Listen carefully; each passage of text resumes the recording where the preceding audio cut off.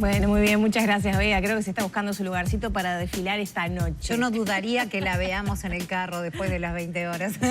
Bueno, vamos a cambiar de tema, nos metemos en la primera entrevista de esta mañana y vaya que si son temas bastante más complicados porque las cifras de siniestros fatales que se dieron a conocer ayer por la UNACEV, bueno, están generando diferentes movimientos. Una de ellas es el impulso de un proyecto de ley que brinde un sistema de emergencias y trauma en rutas nacionales, que es donde muere la mayor cantidad de personas que sufren siniestros de tránsito. Para conocer los detalles de esta iniciativa recibimos al doctor Glauco Rodríguez y al enfermero Alejandro Montero, ambos integrantes de la Sociedad Uruguaya de Emergencistas. Bienvenidos a los dos. Buen día. Buen día, gracias. Muchas gracias, mi amor. Bueno, primero que nada, ¿qué primer balance hacen de las cifras que se dieron a conocer ayer, que marcan una estabilidad en las cifras de siniestros y de víctimas fatales?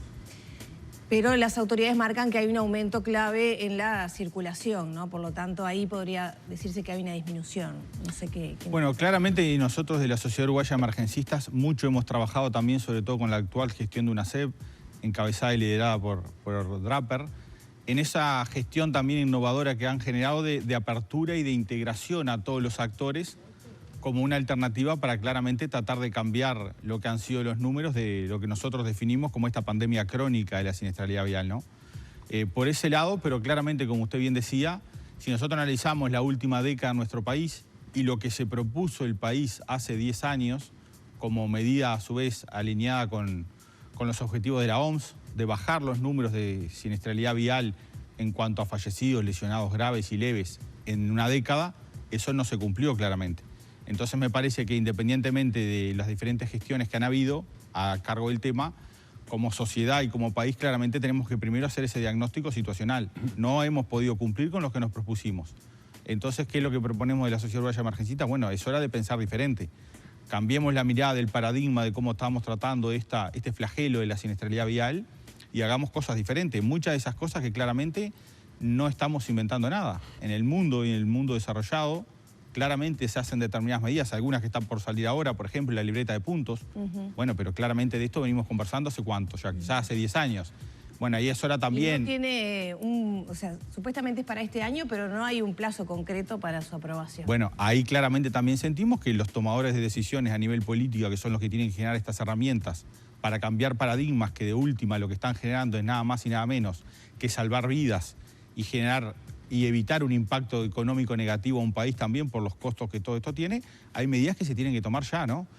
Si bien entendemos y claramente estamos acostumbrados a la gestión y a la administración pública, pero bueno, siempre se pueden generar catalizadores para acelerar determinados procesos cuando se hacen fundamentales. Ese es uno. Y así muchas otras medidas. Ahora uno, por ejemplo, en esta época, que es los números de siniestralidad en esta primera quincena de enero nos llamó a toda la atención. Quizás no tanto por el número en sí, como usted bien decía al principio, pero sí con el impacto que ha tenido. Sí, muerto por día. Pero un episodio de víctimas múltiples con un ómnibus, siniestros fatales con choques de alta cinemática y frontales con muertos en el momento. O sea, han habido determinados también siniestros con un impacto, si se quiere, sociocultural importante, que por suerte... lamentablemente por lo que se generó, pero por suerte que genera concientización en toda la sociedad también. Exacto, pero es como usted lo decía, claramente es un problema con varias aristas, con varias puntas. Ustedes atacan una con este anteproyecto y ya aprovecho para preguntarles de qué se trata o apuntan a una coordinación desde cero, que es en la línea que está yendo ahora UNACEV, para, bueno, justamente encontrar de una vez por todas el camino cuando la siniestralidad es uno de los motivos de muerte más importantes en nuestro país de gente joven.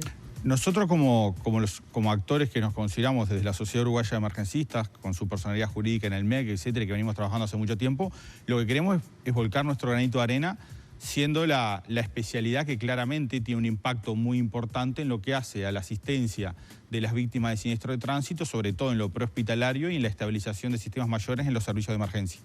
¿Y por qué decimos esto? Porque también claramente, y está determinado a nivel mundial, la formación de los equipos asistenciales en todo esto hace la diferencia en cuanto a la calidad, a la diferencia entre la vida y la muerte y la diferencia entre que queden secuelas o no. Es lo que le llaman ese tipo de situaciones tiempo dependientes, ¿no? Exactamente. Que el tiempo de respuesta es lo que puede hacer la diferencia entre la vida, la muerte o una comorbilidad. Eso en siniestralidad vial está determinado. Tanto es así que la mortalidad por siniestro de tránsito, y esto claramente es conocido por todos, es trimodal.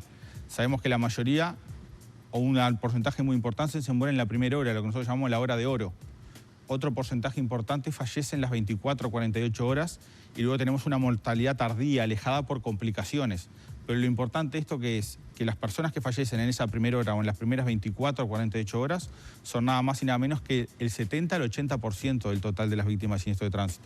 Y otro elemento fundamental es que en nuestro país más del 60% de los fallecidos fallecen en las rutas nacionales. En 2022 murieron 428 personas en siniestros de tránsito y 230 murieron en el lugar del siniestro. Clarísimo. Ese es el indicador objetivo que para nosotros claramente determina que, si bien esto muchas veces se ha conversado y también hace años que se viene hablando, no estamos inventando nada nuevo, pero es hora de crear y consolidar como tal un sistema de asistencia prehospitalaria que tenga una cobertura determinada y reglada y interconectada con todos los prestadores de prehospitalaria y ambulancia especializada en las rutas nacionales, hecho que actualmente no existe.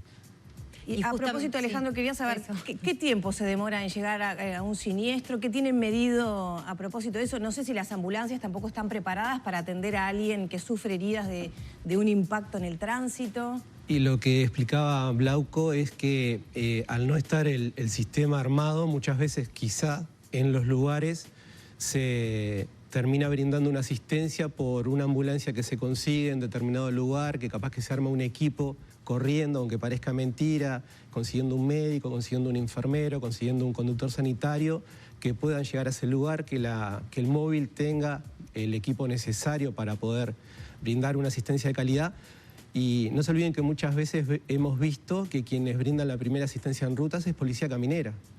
Desde su formación y su capacitación que también reciben, que muchas veces determinan que esa persona tenga una sobrevida, pero no de la mejor forma posible. Que nosotros lo que estamos planteando en realidad no es que nos den recursos para crear algo nuevo. En realidad lo más importante que tiene Uruguay es el recurso humano, que a veces es lo más difícil de tener. Bueno, pero de hecho justamente desde Policía Caminera, desde el sindicato específicamente, ha habido quejas con respecto a eso y fue confirmado por UNACEB que un gran porcentaje de los primeros auxilios y de los traslados los realiza Policía Caminera, pero que en realidad el porcentaje de efectivos que tienen, por ejemplo, formación en primeros auxilios, es menor. Eso es un problema enorme porque depende de dónde uno tiene el accidente, es la posibilidad de sobrevida.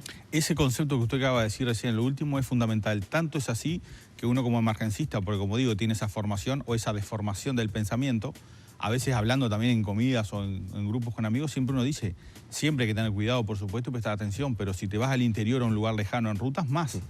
Porque si tenés un siniestro de tránsito en un lugar alejado del interior, por más que, y otro elemento importante a destacar es que el sistema funciona muy bien actualmente, pero ¿hay posibilidades de mejora? Sí, muchas, porque si funciona bien, como decía Alejandro, sin tener un programa y un sistema integrado que determine, por ejemplo, en tal trayecto de la Ruta 1 va a cubrir tal prestador prehospitalario, que él ya sabe que tiene esa responsabilidad, porque actualmente si cualquiera de nosotros tenemos un siniestro en una ruta, vamos a tener asistencia, porque el Sistema Nacional Integrado de Salud de nuestro país, la verdad que es un ejemplo a nivel mundial. Basta ir a otro lugar afuera para darse cuenta. Pero quizás si esa móvil de esa zona estaba atendiendo a un paciente en domicilio, estaba haciendo un traslado, no va a ir. Uno de los puntos que proponen es que hayan ambulancias a los peajes. Bueno, una de las, porque el proyecto queremos generarlo, no solo con lo teórico de que sí necesitaríamos prehospitalario, las formas cómo se puede hacer son muchas. Nosotros ya hemos hablado también con el representante para los capítulos del interior de la Cámara de Emergencias Móvil, que también ha trabajado mucho durante años con este tema y que también está y ve muy positivo que ahora este tema se ponga sobre la mesa y sobre todo porque ustedes desde el punto de vista de comunicación y periodistas así lo están haciendo y tiene un valor agregado muy importante. Y existen más de 44 prestadores prehospitalarios, o sea, unidades de emergencia móviles con ambulancia especializada que podrían cubrir. Está nada más y nada menos que el prestador más grande de salud en nuestro país, que es ACE, con su sistema prehospitalario, que es SAME 105, y que también, gracias a la excelente gestión que se está haciendo desde ACE, liderada por Cipriani, ese sistema que solo existía en la capital, ahora SAME 105 está yendo al interior del país, claramente a prestar cobertura prehospitalaria, o sea, en domicilio para urgencias y emergencias, a los usuarios de ACE. Pero bueno, claramente podría tener un rol muy importante en todo esto. A ver, ¿pero qué prevé el proyecto? Utilizar las ambulancias que ya están, usted decía, si hay una sola para una población y está justo atendiendo una situación en domicilio, esa ambulancia va a demorar en llegar a la ruta que queda a 40 kilómetros del poblado donde está trabajando esa ambulancia. ¿Qué prevé el proyecto en ese sentido? El proyecto lo que provee claramente es que tiene que haber un financiamiento para generar esto, porque actualmente todos los prestadores prehospitalarios del interior del país hoy en día están haciendo esto de manera gratuita. Y claramente es fundamental y lo van a seguir haciendo por el nicho de lo cual es su unidad de negocio, que es nada más y nada menos que la salud de las personas. Y eso es muy importante y hay que reconocerlo. Pero si queremos tener un sistema que verdaderamente saber que si nos pasa algo, va a haber alguien responsabilizado que va a tener una unidad determinada para esto, porque ahí está la importancia de la financiación, ya sea con cobertura mixta, pública y privada, solo pública, etcétera. Eso no determina de dónde saldría la financiación. No, ¿de dónde saldría la financiación? Sí, claramente, y por eso involucramos a los peajes. Esto es una cobertura en rutas nacionales. Claramente todo el sistema de peajes, Ministerio de Transporte y Obras Públicas, Ministerio de Salud Pública y otros, tendrán que tener una función importante. ¿Está calculado cuánto sería la inversión? No, pero sí tenemos calculado, por ejemplo, el costo de tener una unidad especializada pura y exclusivamente para esto. Y eso va a haber que multiplicarlo por todos los puntos ¿Cuánto es? Estratégicos que haya. Y más o menos estamos hablando de unos 3 millones de pesos entre todos los recursos humanos y materiales que se necesitan. Mensuales. Mensuales. ¿Hablaron ya con esos organismos involucrados o con esos entes para saber si estaría dentro de las posibilidades hacer esa financiación? Bueno, claramente, como le decía, hablamos con el representante de capítulos de Interior de la Cámara de Emergencias Móviles, que claramente no solo está de acuerdo, sino que hace años que vienen trabajando porque esto se genere. Claramente también luego que terminemos de generar este proyecto, la idea es presentarlo en el Parlamento. Hay varios legisladores que ya se han mostrado interesados en el mismo. Y bueno, nosotros vamos a abrir el abanico de las diferentes posibilidades que va a haber. Claramente después esto es una decisión del Ejecutivo de cómo lo implementará. Alejandro, ¿qué pasa con las dotaciones que se requieren? Ahora, la mayoría de los casos, la primera asistencia la da Policía Caminera con las dificultades que veníamos contando. ¿Se precisa que haya un médico especialista en cada dotación o con profesionales de la salud, como es tu caso, se podría hacer un primer abordaje? Y en realidad tampoco en kilómetros en nuestro país estamos tan lejos de centros asistenciales. Claro, ¿no? Sí. Lo primero es que, bueno, desde hace un tiempo se ha reconocido la especialidad de emergentología para médicos. El personal de enfermería, que hay mucho en este país, también nos venimos formando desde hace mucho tiempo en escuelas privadas, sobre todo para la asistencia prehospitalaria, que tiene diferencias con lo que puede hacer a los cuidados que nos da enfermería en un hospital, ¿verdad? No se olviden que nosotros no estamos en un habitáculo con una cama, sino que vamos a diferentes situaciones donde muchas veces nos encontramos involucrados niños en las mismas, con todo ese peso emocional que puede haber. Y sí, en realidad tenemos personal formado. Capaz que como no está instrumentado esto, al día de hoy ese personal se está desarrollando en otras tareas que hasta pueden estar lejos de la salud, inclusive, para que se hagan una idea. Y por eso también el proyecto toca un poco enumerar la cantidad de recursos humanos que tenemos en cada lugar, en cada localidad. Como digo a veces en broma, tenemos la capital del país, el interior y el interior al norte del Río Negro. Porque, como decía Blauco, si te pasa algo en la Ruta 1 o en la interbalnearia, sabemos que va a venir alguien. Si te pasa algo en Bichadero o en Pueblo Areguatá, no sé cuánto tiempo. En esa línea, ¿este anteproyecto incluye el famoso tema del helicóptero para este tipo de situaciones? Sí, lo incluye y es fundamental. Claramente hubo un gran avance y un gran trabajo al respecto, sobre todo en la gestión del doctor Barrios en UNACEP, que fue uno de los primeros que logró introducir todo lo que hizo el helitransporte y el transporte sanitario, realizando cursos de formación a todos los integrantes de equipos asistenciales, y hasta existieron algunos traslados puntuales que se hicieron, pero fue eso, algo puntual. Es hora de que si esto se genera, este sistema nacional de asistencia a víctimas de siniestros de tránsito en rutas nacionales, claramente tiene que estar apoyado y de manera directa y permanente con el helitransporte. Y acá hay que dejar un concepto fundamental. ¿Por qué? Por lo que dije hoy. ¿Dónde y en qué tiempo fallecen las víctimas de siniestros de tránsito? No hay discusión, y no lo decimos nosotros de la Sociedad Uruguaya Emergencista, sino lo dice la bibliografía internacional del trauma. Claramente es una enfermedad tiempo dependiente. Y eso de pensar que porque Uruguay es un país chico no necesita helitransporte, claramente no resiste ningún análisis, ¿no? O sea, claramente sí necesita. Y tampoco es algo, si lo analizamos de costo-efectividad, claramente es una inversión y generaría resultados muy importantes. Así que también es hora de que se genere, pero que se genere de manera permanente y fijo, no como algo puntual que a veces pasa, que hasta el día de hoy, por suerte, cuando se necesitan, desde hace también se están coordinando traslados aéreos, traslados sanitarios, eso es importante. Pero me parece que es hora que nuestro país se merece que eso baje, se desarrolle y quede de manera permanente. Y una cosa que decían hoy muy interesante, que decía Alejandro, nosotros también tuvimos contacto con representantes de la Sociedad Uruguaya de Medicina Rural, que es muy importante, porque ellos también tienen una expertise y un conocimiento adquirido de cuando hay un siniestro de tránsito, sobre todo en el interior profundo, como decía Alejandro, en el interior del interior. Y la diferencia que se genera en la asistencia, ¿no? En los tiempos, que va ese médico rural con pocas herramientas, porque tiene pocas herramientas. Entonces, vaya si habrá que generar un sistema organizado que también apoye todo eso.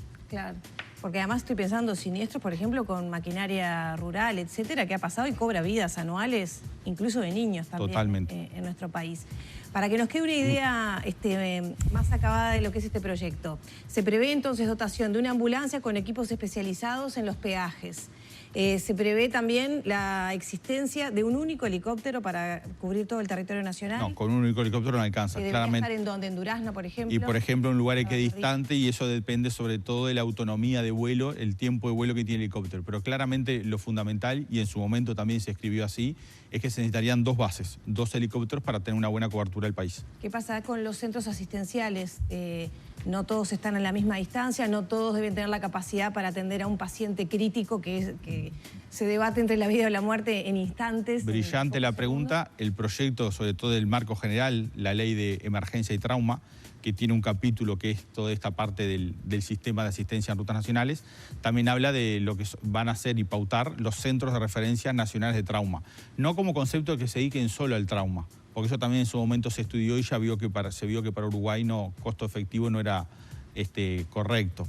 Pero sí de los centros que tenemos dentro del Sistema Nacional Integrado de Salud, públicos o privados, cuáles pueden recibir y qué tipo de trauma, porque no es lo mismo un trauma encefalocraniano, que va a requerir una neurocirugía, que un trauma torácico, que va a requerir de un cirujano de tórax, o abdominal, o etcétera, o traumatológico. Entonces eso hay que tenerlo pautado, porque lo que usted decía, el paciente politraumatizado no se debe llevar al lugar más cercano.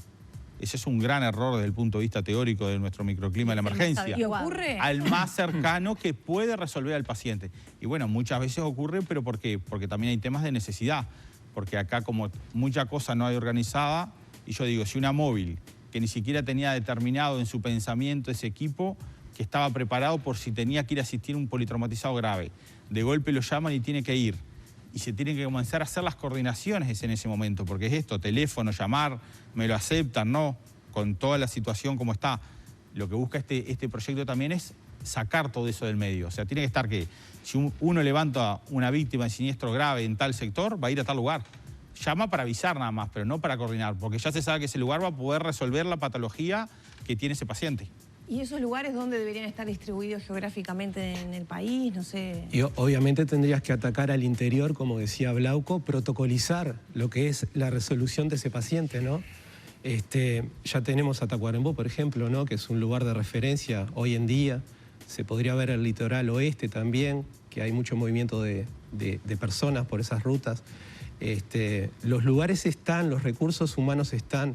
Capaz que es ordenar un poco y ver dónde se colocan y dónde sería mejor.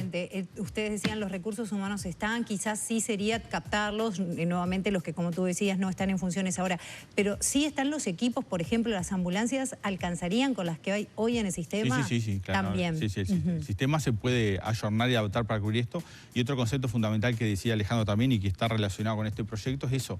Al protocolizar y al dejar, por ejemplo, tal lugar del interior para asistir, por ejemplo, a la cirugía de tórax de tal zona, y de ahí, por supuesto, el helicóptero es fundamental para que lleguen. Primero, estamos haciendo una eficiencia de la gestión de los recursos, porque claramente Uruguay sí es un país chico como para tener en todos los departamentos y en todos los hospitales o sanatorios todo, que es algo que pasa, y de ahí también la gestión de guardián, si se quiere, del Ministerio de Salud Pública cobra un rol importante, porque si vamos a poner todo en todos lados, del punto de costo efectivo no es correcto. Viable. Y la otra importante también es la expertise que van adquiriendo los equipos que se dedican, si claramente todos los pacientes o la mayoría con tal patología va a tal lugar. Se va creando una curva de aprendizaje que es muy importante, que a su vez genera mejores resultados luego. Como ustedes también mencionaban, lógicamente la coordinación es clave. ¿Es algo que ya se está aceitando, que habría que trabajar mucho en eso? ¿Cuántos tiempos llevaría? Lo comentábamos antes de empezar esta entrevista, que UNACEB está trabajando en esa línea de tratar de mancomunar esfuerzos, pero ¿qué tan lejos estamos? Bueno, actualmente existen las coordinaciones, como funciona actualmente el sistema. En eso, y ustedes saben mejor que nosotros, que hay atrás, hay un tema de comunicación, y ahí siempre hay para mejorar, porque como pasa siempre y pasa en la seguridad del paciente y pasan otras cosas, muchos de los problemas a veces se generan por mala comunicación. Entonces, si me preguntas si hay para mejorar en coordinaciones de algo tan importante como una enfermedad tiempo dependiente, con una situación que a su vez es de las que generan máximo estrés, si bien los equipos asistenciales en emergencia están acostumbrados a lo mismo, sí, por supuesto, hay mucho para mejorar. En ese sentido que a veces tener que estar llamando un ida y vuelta, si no, genera mucho tiempo que puede generar resultados muy importantes en el paciente, ¿no? ¿Qué proceso se le va a dar a este proyecto? Para recapitular y terminar un poco con la idea de qué tiempo se van a manejar. Es un proyecto que tiene años del sindicato médico, que ustedes ahora le ponen modificaciones. No se ha podido avanzar en él a nivel parlamentario. ¿Qué expectativas hay? ¿Qué movimientos se están generando? Seguro lo que va a hacer la Sociedad Uruguaya de Emergencistas es terminar de ayornar, mejorar y generarle los agregados que estamos hablando, sobre todo el de asistencia en rutas nacionales, a ese anteproyecto que existía. Luego ponerlo sobre la mesa de la opinión pública para que hagan los aportes también todos los demás que tienen que hacer los aportes, Cámara de Emergencias Móviles, UNACEB, Ministerio, el propio sindicato si quiere u otros. Y la idea luego es que con esas mejoras la Sociedad Uruguaya de Emergencistas va a hacer una presentación al Parlamento, que ya he hablado con varios legisladores, y una conferencia de prensa, para que luego los que son los tomadores de decisiones, que claramente es el Poder Legislativo, tenga toda la información técnica necesaria para que ellos consideren si esto es importante o no. Ya para cerrar, ¿con qué se encuentran ustedes en las ambulancias cuando llegan después del estrés, de la coordinación, del tiempo, que saben que están en contra, no tienen ahí dos enemigos, el tiempo y la salud de la persona? ¿Con qué se encuentran? Para darle como una dimensión humana a todo esto, ¿no? A veces nos quedamos solo en las cifras y estamos hablando de vidas, de personas, de jóvenes, de niños. Bueno, ahí hay un concepto fundamental y que muchas veces lo hablamos, y que dicho sea de paso es una de las cosas que también vamos a agregar, porque para nosotros, humildemente, desde el punto de vista técnico, es hora de hacer una campaña más real, ni siquiera de impacto. Claramente la campaña real en lo que pasa en un siniestro de tránsito va a ser de impacto, por lo que se podrán imaginar. Pero para mí, claramente, la población en general tiene que ser consciente y ver de primera mano qué es lo que pasa. Porque ahí vamos primero a lo que se genera en la situación de emergencia y al estrés que se vive. ¿Qué es lo que pasa? Personas que claramente nosotros ya cuando nos estamos acercando a la escena del siniestro, claramente, por la formación y la experiencia que tenemos, sabemos qué chance de sobrevivir va a tener esa persona o no. Y eso claramente en el equipo asistencial tiene un impacto muy importante emocional. De ahí la importancia también luego de generar toda una estructura que se llama de bienestar profesional para las personas. Claramente, normalmente un equipo de estos, luego que hace una intervención de esa, debería tener un tiempo para intercambiar entre ellos mismos, reflexionar, qué podemos mejorar, qué sentiste. Porque eso es importante, poner sobre la mesa y hacer consciente los sentimientos de uno. Eso es fundamental, que era hacia donde iba su pregunta. Pero cuando llegamos, ¿qué es lo que vemos? No solo pacientes inconscientes, no solo pacientes con sangrado activo, sino, como yo a veces digo, una fractura de pierna con el hueso literalmente hacia afuera. No solo el fémur, sino la tibia del peroné quizás. Y así podemos seguir con muchas otras escenas. Estructuras metálicas introducidas en el cuerpo de las personas, etcétera, etcétera, etcétera. ¿Y por qué digo esto así de claro? Porque es lo importante también, sin ser alarmistas o generar miedo, pero esta es la realidad, esto es lo que pasa. Entonces, cuando nosotros vamos a participar en lo que hace a la viabilidad en cualquiera de nuestras condiciones, como chofer de un vehículo, como peatón, tenemos que ser conscientes de esto. Porque ahí vamos a otro elemento y quizás en otra oportunidad lo hablamos, y todo esto, mira el disparador que me generó esta reflexión ahora, está relacionado también con otro anteproyecto de ley que está sobre la mesa, que es el de la eutanasia. Me fui mucho, ¿no? En el medio de una cosa y otra, pero hago consciente el disparador que me generó. Porque es eso, el valor fundamental de la vida, y lo otro, estar consciente que somos de carne y hueso. Porque a veces no hay otra explicación cuando vemos a alguien en el volante a 180 kilómetros por hora. Y capaz que con distracciones y con cosas que no. Y eso me imagino, exacto, un bueno, celular. allá Draper decía que está cansado de ver los disparates que ven en los siniestros, todos los ¿no? días. Y ahí hablamos de distractores. No está muy medido tampoco los distractores, etc. Algo que no dijimos y capaz que está bueno, ¿no? Más allá que nosotros lo tenemos muy en claro, es que en Uruguay la mayoría son siniestros, como bien dijiste. No accidentes. Son evitables. Son evitables. Accidente, como decía un formador que tuve, es que te caiga un rayo. Cuando salís y eso no lo podés prevenir. En Uruguay hay siniestros y a veces me da gracia, y no lo tomen a mal, es cuando en una noticia se utiliza el término siniestro y accidente juntos. Y no es por el simple hecho de decirlo.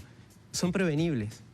Podemos prevenirlos. Y es nuestra responsabilidad. Y eso viene desde la educación vial también. Y ese era el otro punto que quería consultarles. Quizá no es el métier de este anteproyecto que va más a la parte, bueno, concurrir en el momento, pero mucho se está hablando de la seguridad vial desde la escuela, desde que culturalmente forme parte de, y creo que puede llegar a ser un punto clave.